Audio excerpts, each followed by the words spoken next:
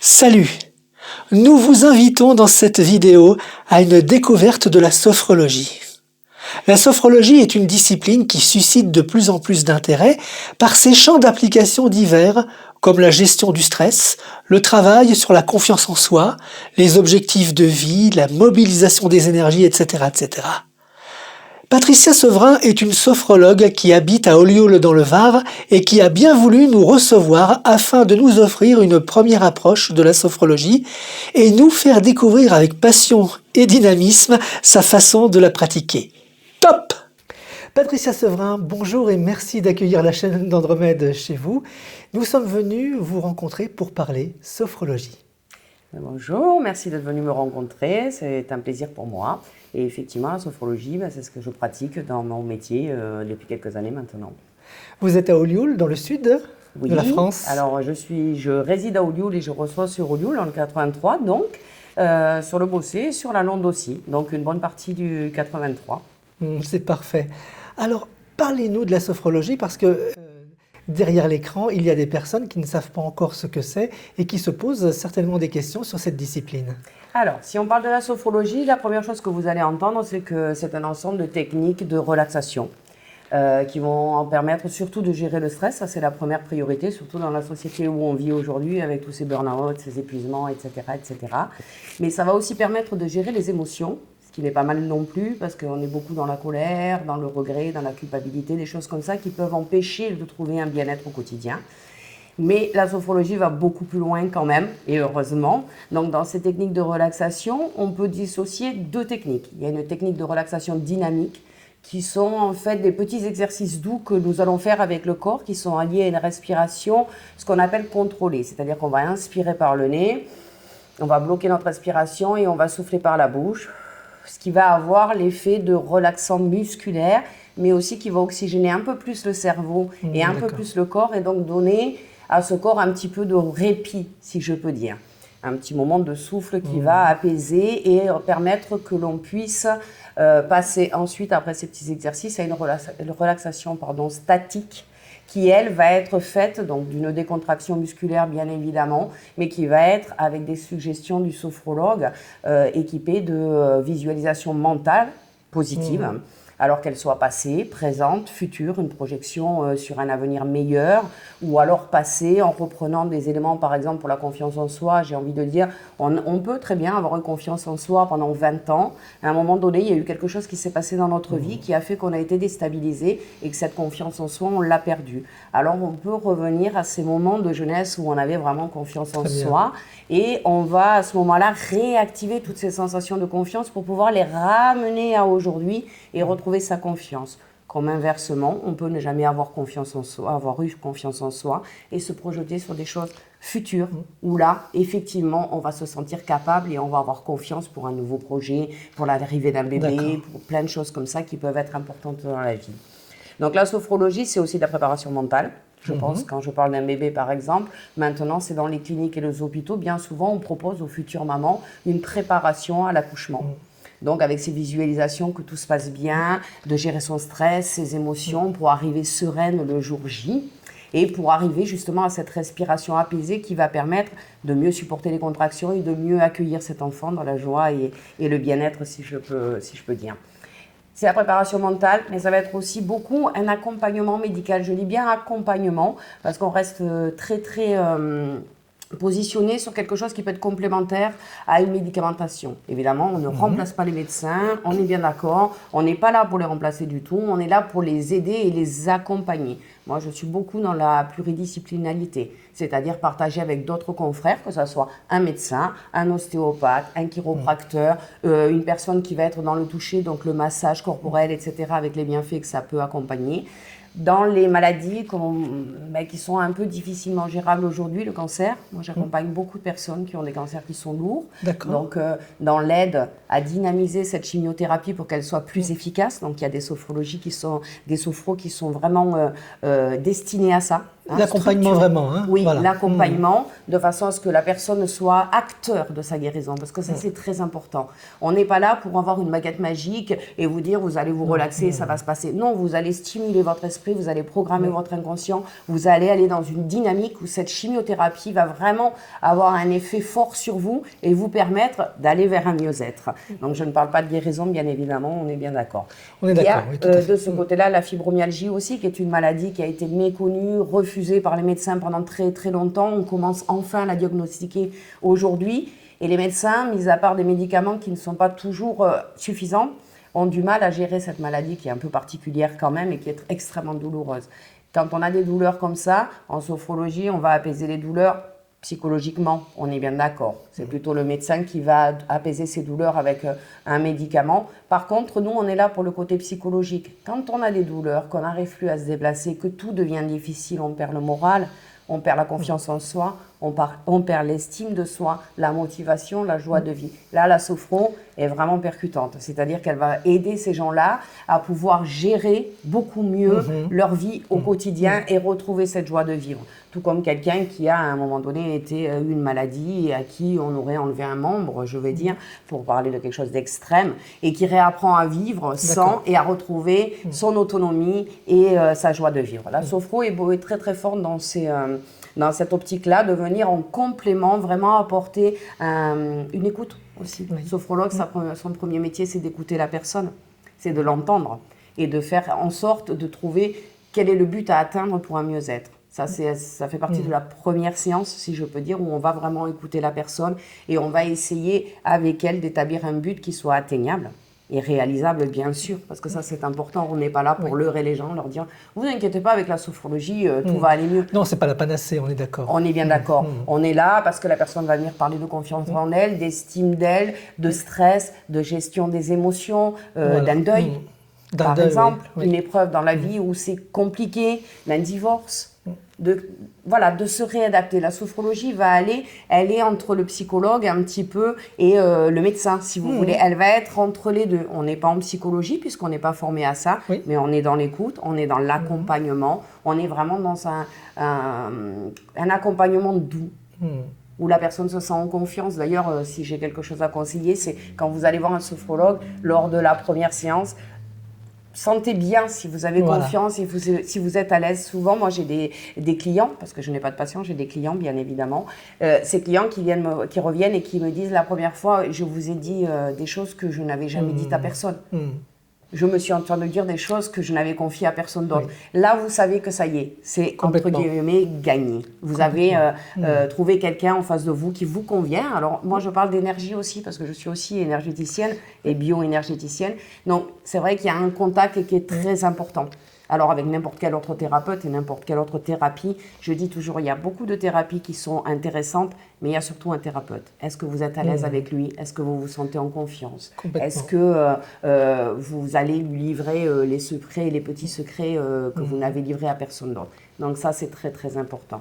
Donc une première séance, j'en parlais, effectivement, va permettre, avec un questionnaire précis, pour pouvoir mieux connaître la personne, mais aussi mieux connaître la sophrologie, puisque pendant cette séance-là, on va vous expliquer une fois qu'on aura établi un but, quel est votre objectif, est-ce qu'il est atteignable, combien de temps il faudra pour l'atteindre, dans quel protocole nous allons mettre ensemble en place. La sophrologie, c'est un peu un sport. On ne fait pas du sport, on n'arrive pas à la fin de la séance, à la première séance, on a fait toute la séance, on n'est pas fatigué, on n'a pas mal aux muscles. Non, la sophrologie, c'est pareil, c'est quelque chose qui s'apprend petit à petit. Donc, en règle générale, en tout cas moi je le fais, chaque séance, chaque sophro est enregistré et envoyé par mail à la fin de la séance, de façon à ce que la personne qui va venir me voir pendant la semaine va pouvoir refaire cette sophro 1, 2, 3 fois pour se familiariser avec le processus et pour arriver à se relaxer beaucoup plus profondément.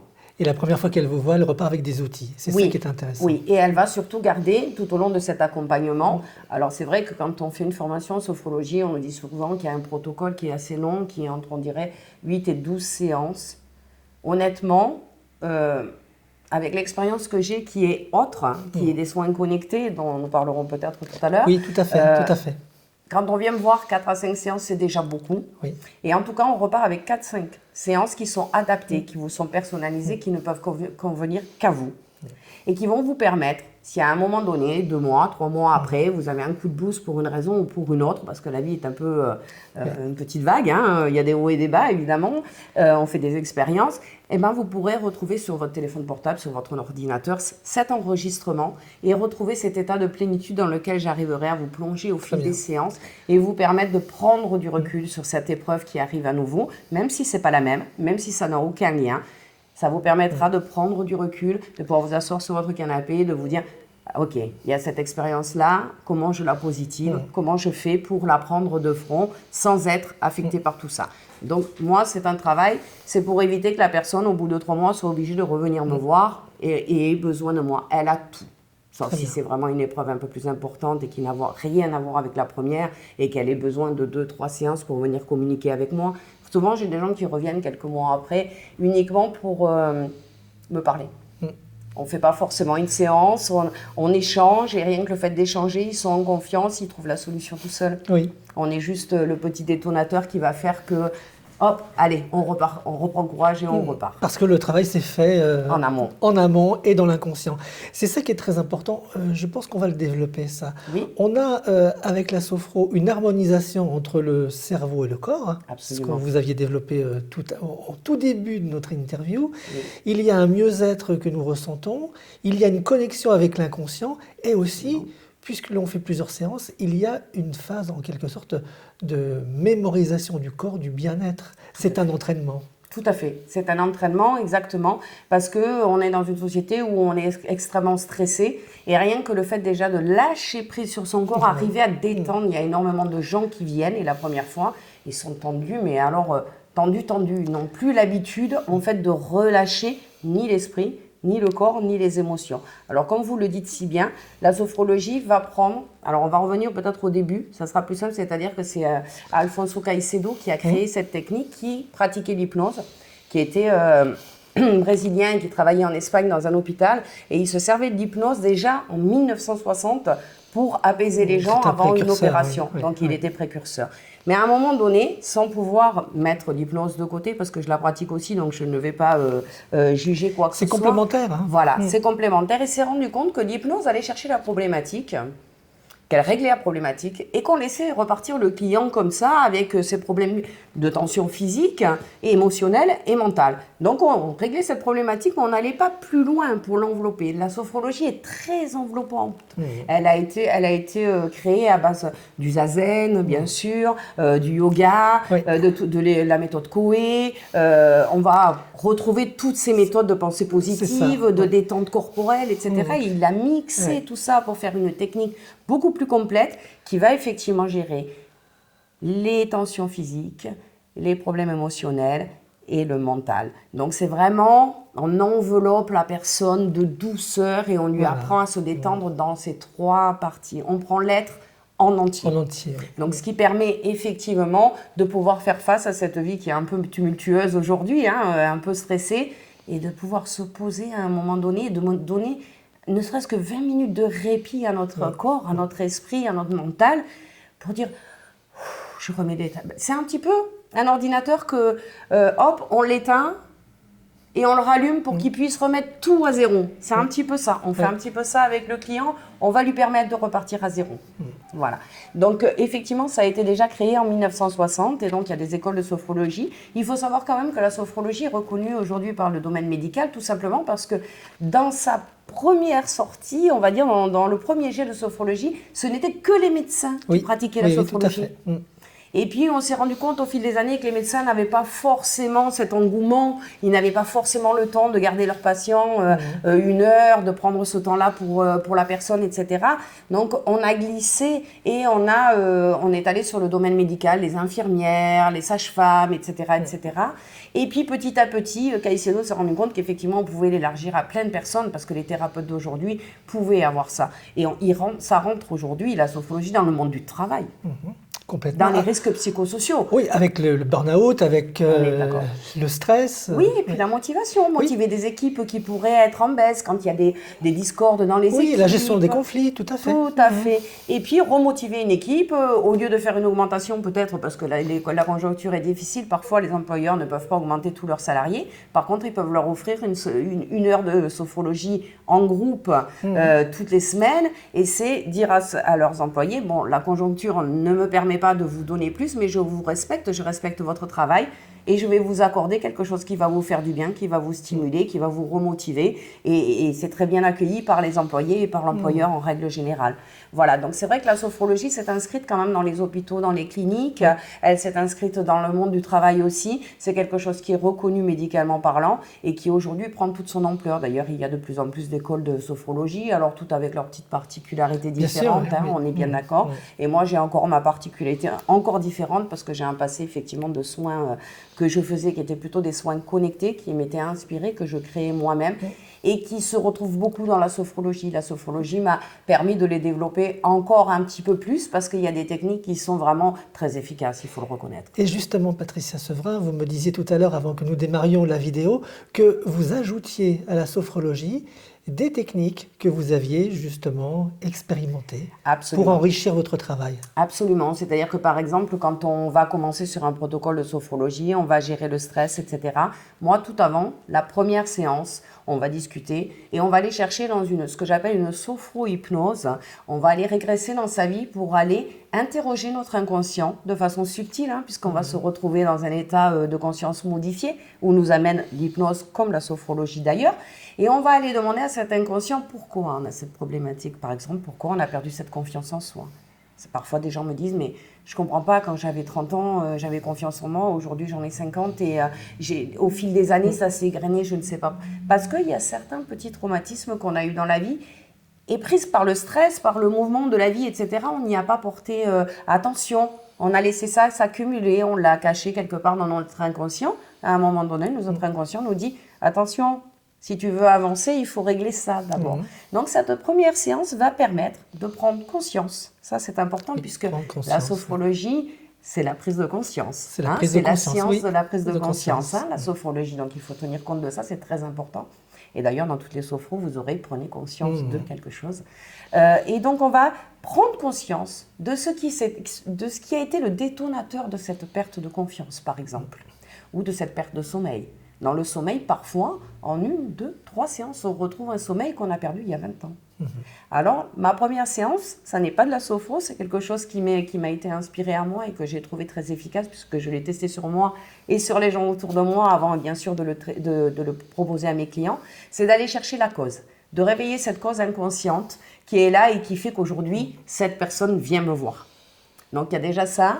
Il y a après, effectivement, des sophros qui sont très personnalisés et qui vont l'être par rapport à la personne. Est-ce qu'elle est plus réceptive à de l'hypnose un peu? Est-ce qu'elle est plus dans la sophro? Est-ce qu'elle va être plus dans la visualisation? Est-ce qu'elle a besoin de ressentis précis? Donc, je vais adapter tout ça et je vais rajouter tout ce qui est ce que j'appelle les soins connectés. Je suis désolée, je n'ai pas d'autre nom, ça n'existe pas ailleurs, donc je ne sais pas trop comment l'exprimer. Je vais par exemple, pour certaines personnes, moi j'ai des personnes qui viennent me voir et qui me disent, voilà, ma grand-mère a eu un cancer du sein, ma mère a eu un cancer du sein et je suis terrorisée par le cancer du sein. Donc il y a effectivement un travail à faire là-dessus. J'ai des techniques qui permettent de couper les liens héréditaires négatifs entre une mère et une fille, entre une mère et un père, peu importe. En tout cas, des liens familiaux ou alors des liens avec quelqu'un de qui on divorce. Et le divorce est difficile et on a du mal, on a de la rancœur, on a de la rancune, il y a eu des conflits et on voudrait bien que ça s'apaise parce qu'on a des enfants. On va couper ces liens négatifs, on ne va conserver que des liens d'amour et de bien-être. Et c'est un soin qui est un petit peu spirituel, je dirais, mais qui est très bien accueilli par des gens qui ne croient pas au magnétisme, qui ne croient pas à tout ça, etc., etc. Et qui me disent, moi, je veux vraiment aller mieux. Si j'ai confiance en vous, Patricia, si vous me dites que ça va me faire du bien, ça va me faire du bien. Et c'est spectaculaire, honnêtement. Honnêtement, j'ai des résultats j'ai des gens qui viennent et me remercier, tout simplement me dire « Patricia, vous avez changé ma vie. » Non, c'est pas moi, c'est vous qui avez changé votre vie déjà, très humblement. Vous avez accepté de faire ce soin, vous vous êtes porté, vous avez voulu. Et quand on veut vraiment quelque chose, en règle générale, on l'obtient. Quand on se donne les moyens, effectivement, on l'obtient. Donc moi, je travaille beaucoup avec la volonté de mes clients et je les investis. C'est eux qui sont le moteur. C'est eux qui vont participer, qui vont se battre pour aller mieux. Moi, je ne suis qu'un outil et qu'une accompagnatrice là-dedans. Alors, effectivement, j'ai quelques soins comme ça qui font qu'au lieu de 10 séances, on va mettre 3 à 4 séances et on va se sentir nettement mieux. Il y a beaucoup de choses qui peuvent être comme ça écartées, des gens qui ont vécu des choses difficiles. Alors, différemment de l'EMDR où c'est des techniques comme ça qui sont très fortes et qui sont très puissantes, je ne vais pas faire revivre les choses aux gens.